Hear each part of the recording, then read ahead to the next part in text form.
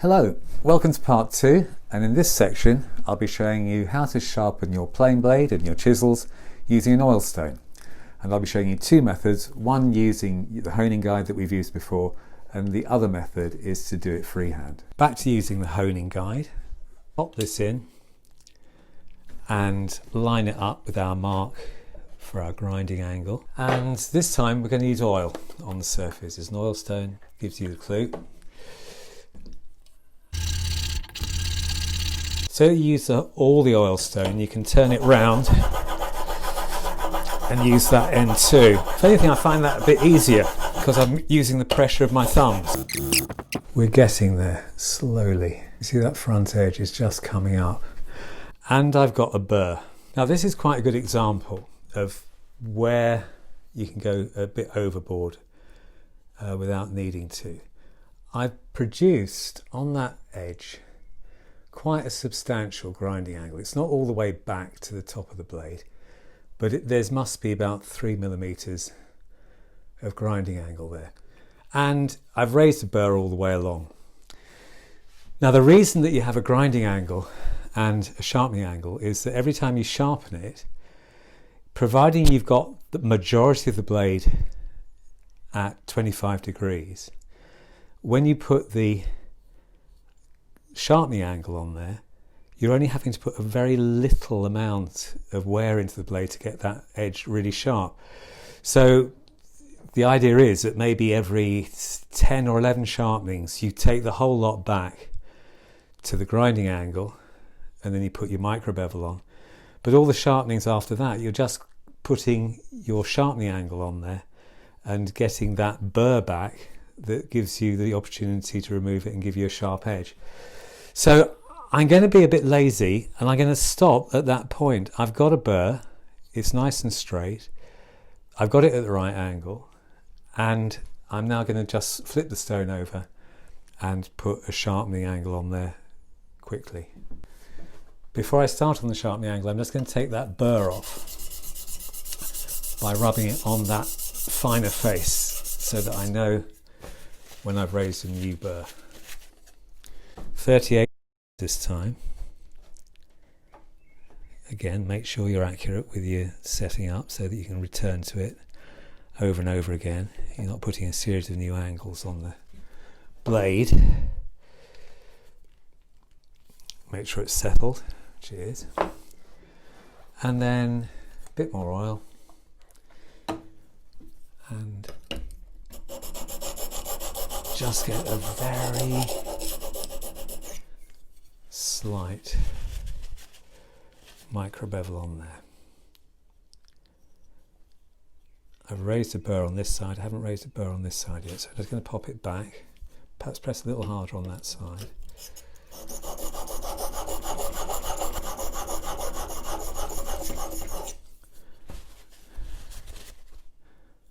Now I can feel it, there's a burr all the way along. My job is done. I can take it out of the honing guide. Make sure I keep it flat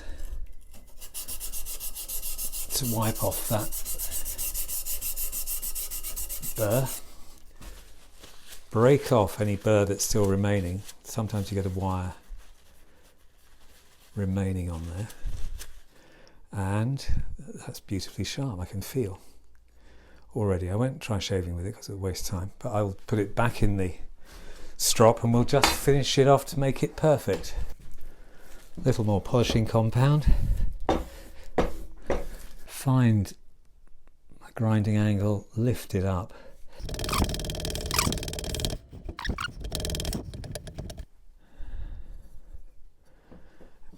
And you can feel the difference. Let's just try it. If the dating doesn't work, you could maybe persuade your cat to lie very still.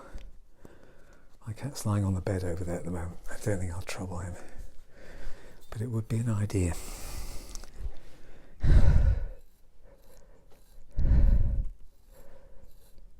There you go. Happy with that too. All that remains to be done now is to show you how to sharpen chisels, which I'll do.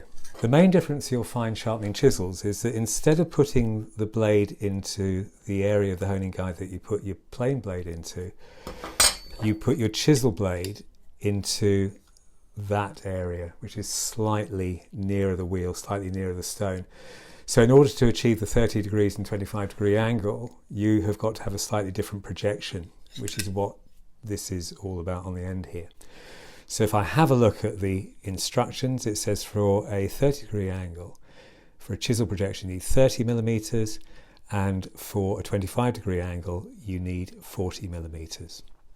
So that's what I'll do, and it's the longest projection first. So that's exactly on 40. I'm going to make sure that doesn't move, and I'm going to double check that that is settled nice and flat inside the guide. That's great. Good. Bit of oil, and same old, same old.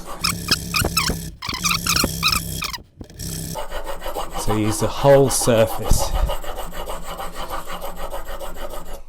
And if you're fanatical, you could almost count the number of passes that you're doing on each. Let's see how that's going. Pretty good. Haven't got a burr there yet, so I'm going to carry on doing that for a bit. I'll speed it up, I think, so you don't have to waste your time.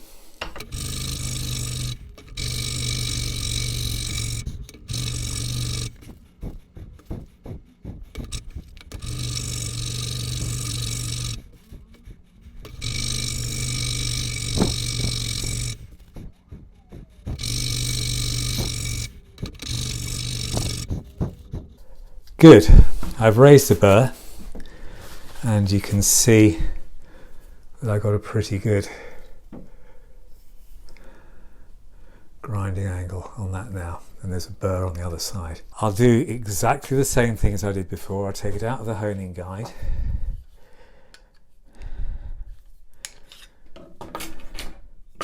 turn the stone over,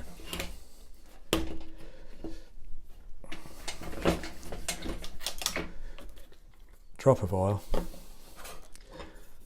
pop it back into the honing guide, but this time with a projection of 30 millimeters. Tighten it up so it doesn't move. The first thing I'm going to do is take that burr off, making sure it's nice and flat on the stone.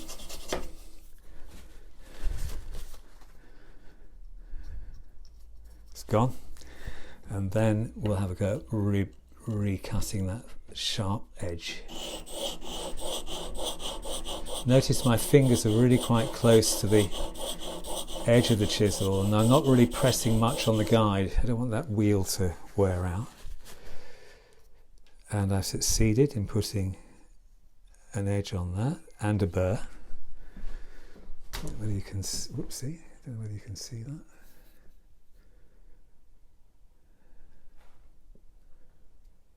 Very, very, very fine edge on that, probably half a millimeter, less than half a millimeter.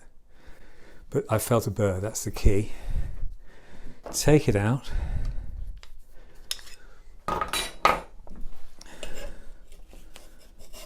Take the burr off.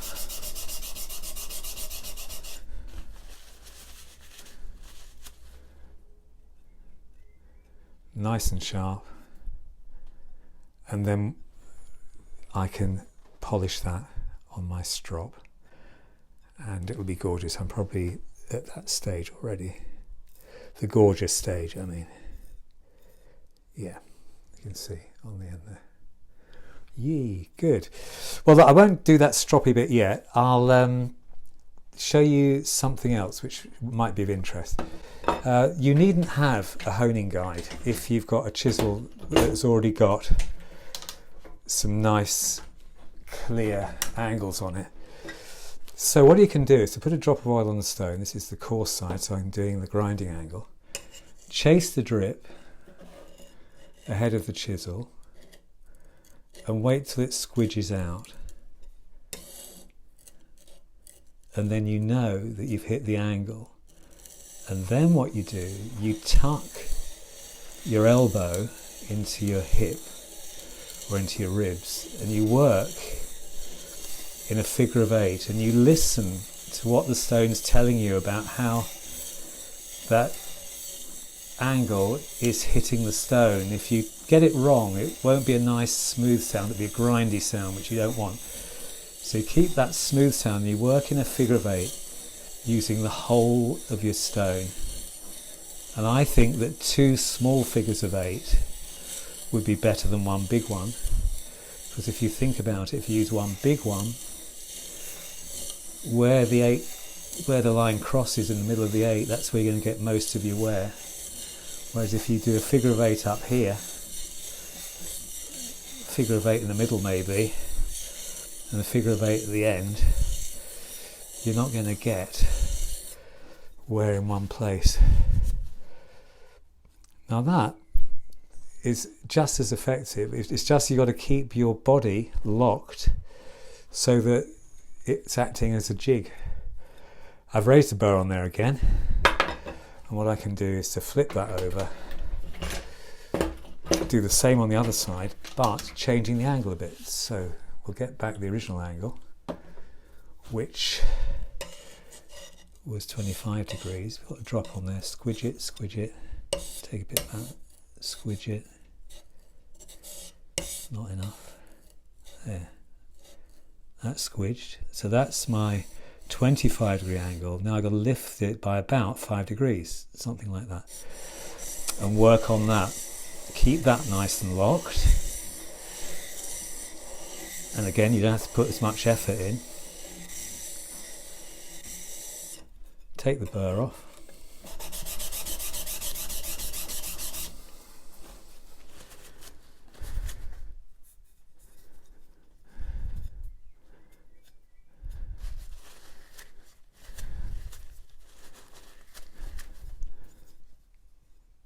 And again, you can see that I've achieved those 2 angles again. Right? Very fine sharpening angle, micro bevel, and a major grinding angle. Fine. So I'm just going to strop that, and we'll see what it looks like when we're finished.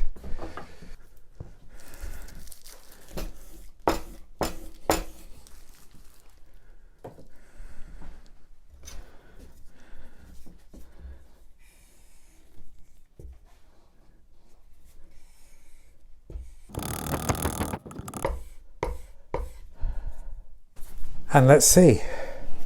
The reason I do my courses only 2 weeks every month is because I have to grow the hair back on my arm so I can show people how to sharpen chisels. But that's good. Wouldn't advocate shaving with it of a morning, but it's certainly going to do us very well for our project. So that's the end of sharpening, and I hope you enjoyed it. In the next section, we're going to make ourselves a bench hook. So we're going to use those tools in anger on a piece of wood.